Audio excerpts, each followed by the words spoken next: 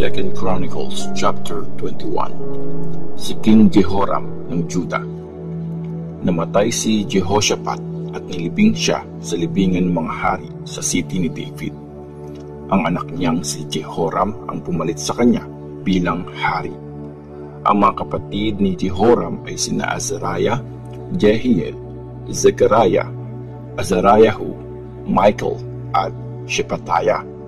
Lahat sila ay mga anak ni Jehoshaphat na hari ng Juda. Binigyan sila ng tatay nila ng maraming regalo, mga gold, silver at mga mamahaling bagay. Binigyan din sila ng kanya-kanyang mga city na napapalibutan ng pader sa Juda. Pero binigay ni Jehoshaphat kay Jehoram ang pagiging hari kasi siya ang panganay. Na maging matatag na ang paghahari ni Jehoram, pinapatay niya lahat ng mga kapatid niya at ang ilang mga officials ng Juda. Naging hari si Jehoram noong 32 years old siya. 8 years siyang naghari sa Jerusalem. Namuhay siya gaya ng mga hari ng Israel at gaya ng mga ginawa ng pamilya ni King Ahab kasi anak ni Ahab ang naging asawa niya. Ginawa niya kung ano ang masama sa paningin ni Lord. Pero hindi pa rin winasak ni Lord ang paghahari ng angka ni David dahil sa kasunduang ginawa niya kay David. Nag-promise siya na laging maghahari ang mga descendants ni David. Habang naghahari si Jehoram, nagrebelde ang Edom laban si Judah at nag-appoint sila ng sarili nilang hari. Kaya hinanda ni Jehoram ang mga officers niya at mga chariots at nilusob ang Edom. Napaligiran sila ng mga taga-Edom at natalo noong gabing yon. Kaya mula nun, nagrebelde na ang mga taga-Edom laban sa Juda. Noong time ding yon, nagrebelde kay Jehoram ang mga taga-Libna kasi tinalikuran niya si Lord, ang Diyos ng mga ancestors niya. Nagpatayo siya sa mabubundok na bayan sa Juda ng mga altar para sa mga Diyos-Diyosan at nilid ang mga taga-Juda at taga-Jerusalem na magkasala kay Lord. Isang araw, nakatanggap siya ng sulat mula kay Prophet Elijah at ito ang laman.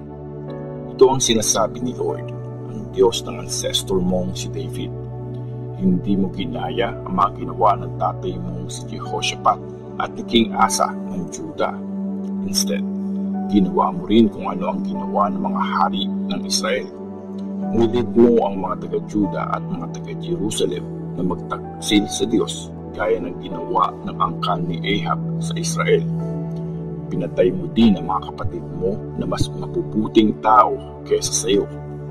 Dahil dito, paparusahan ni Lord ang lahat ng mga tao sa kaharian mo, pati mga asawa mo at mga anak. Wawasakin niya rin lahat ng mga ari-arian mo. Magkakaroon ka ng malalang sakit sa bituka at araw-araw kang maghihirap hanggang tuluyang lumuwa ang mga bituka mo. Noong time na yon, may mga Philistines at mga Arabs na nakatira malapit sa mga Ethiopians. Ginamit sila ni Lord para lusubin si Jehoram. Nilusob nila at sinakop ang Juda at kinuha lahat ng gamit ng hari sa palasyo, kasama ang mga anak at asawa niya. Walang natira sa kanya except sa bunso niyang si Ahaziah. Pagkatapos nun, binigyan ni Lord si Jehoram ng malalang sakit sa bituka.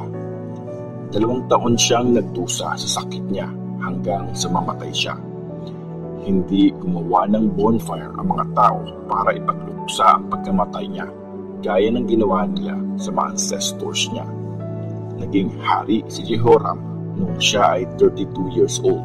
Naghari siya sa Jerusalem sa loob ng 8 years. Wala man lang nang hinayang sa pagkamatay niya. Nilibing siya ng mga tao sa city ni David pero hindi sa libingan ng mga hari. 2 Chronicles chapter 22. Si King Ahaziah ng Juda. Si Ahaziah na bunsong anak ni Jehoram ang ginawang hari ng mga taga-Jerusalem. Nilusob at pinatay ng mga Arab lahat ng mga kapatid niya. Kaya si Ahaziah ang naging hari ng Juda Naging hari si Ahaziah nung 22 years old siya. Naghari siya sa Jerusalem sa loob ng 1 taon. Nanay niya si Athaliah na anak ni Ahab at apo naman ni Omri. Ang nanay niya ang nag-advise sa kanya na gumawa ng masama, kaya ginawa din niya kung ano ang ginawa ng pamilya ni Ahab. Ginawa niya kung ano ang masama sa paningin ni Lord. Pagkamatay ng tatay niya, ang mga naging advisors niya ay galing sa pamilya ni Ahab na naging dahilan ng pagbagsak niya. Pinakinggan niya ang payo nila at kumampi siya kay Joram, anak ni Ahab na hari ng Israel, para labanan si King Hazael ng Syria dun sa Ramoth sa may Gilead. Nasugatan sa labanan si Joram at bumalik siya sa Jezreel para magpagaling ng mga sugat niya nung kinalaban niya si King Hazael ng Syria, at binisita siya doon ni Ahaziah. Pero ginamit ni Lord ang pagbisitang ito para pabagsakin si Ahaziah. Pagpunta ni Ahaziah doon, sumama siya kay Joram para makipagkita kay Jehu na anak ni Nimshi. Si Jehu ang inappoint ni Lord para wasakin ang pamilya ni Ahab. Habang hinahatulan ni Jehu ang pamilya ni Ahab, nakita niya ang ilan sa mga officials ng Juda at ang mga kasamang pamangkin ni Ahaziah. Pinatay silang lahat ni Jehu. Tapos, pinahanap ni Jehu si Ahaziah at nakita itong nagtatago sa Samaria. Dinala siya kay Jehu at saka pinatay. Nilibing ng mga tao si Ahaziah at sinabi nila, siya ay apo ni Jehoshaphat na nag-worship kay Lord ng buong puso, at wala nang natira pa sa pamilya ni Ahaziah para maging hari ng Juda. Tinangkin ni Queen Athaliah ang trono. Nang malaman ni Athaliah, nanay ni Ahaziah, na patay na ang anak niya, inutos niyang patayin ang buong pamilya ng hari ng Juda. Pero may half-sister si Ahaziah na Jehosheba ang pangalan. Asawa niya si Jehoiada na isang priest. Tinakas ni Jehosheba si Joash na anak ni Ahaziah para hindi ito mapatay kasama ng iba pang prinsipe. Tinago niya si Joash at ang yaya nito sa isang kwarto sa temple. Dahil tinago niya si Joash, hindi ito na ipapatay ni Athaliah. 6 years nagtago si Joash sa temple habang si Athaliah ang reyna ng lupain ng Juda. 2 Chronicles chapter 23. Ang pagre-rebelde laban kay Athaliah. Pagkalipas ng 6 na taon, nag-decide si Jehoiada na priest na kumilos na. Nakipagkasundo siya sa 5 commanders ng army. Sina Azariah na anak ni Jehoram, Ishmael na anak ni Jehohanan, Azariah na anak ni Obed, Maaseya na anak ni Adaya, at Elishaphat na anak ni Zikri. Nilibot nila ang mga bayan ng Juda at sinama nila pabalik sa Jerusalem ang mga Levites at lahat ng leaders ng bawat angkan. Nag-gather silang lahat sa temple at nakipagkasundo sila kay Joash na anak ng hari. Sinabi ni Jehoiada sa kanila, nandito ang anak ng hari. Dapat siya ang maghari gaya ng promise ni Lord tungkol sa mga descendants ni David. Ganito ang gagawin niyo. 1/3 ng mga priest at mga Levites na naka-duty tuwing Sabat ang magbabantay sa mga gates ng temple. 1/3 naman sa palasyo ng hari, at ang natitirang 1/3 ay sa foundation gate. Mag-gather naman lahat ng tao sa courtyard ng temple. Huwag kayong magpapapasok ng kahit sino sa temple except sa mga priests at sa mga nagsiserve na Levites. Pwede silang pumasok kasi nakapaglinis na sila ng mga sarili ayon sa ritual. Pero ang lahat ng tao ay dapat mag-stay sa labas ng temple bilang pagsunod sa utos ni Lord. Dapat patayin ang sinumang magtangkang pumasok dito. Papalibutan ng mga Levites na may hawak na espada ang hari. Samahan niyo ang hari kahit saan siya pumunta. Ginawa nga ng mga Levites at ng mga taga-Juda ang lahat ng sinabi ni Jehoiada na priest.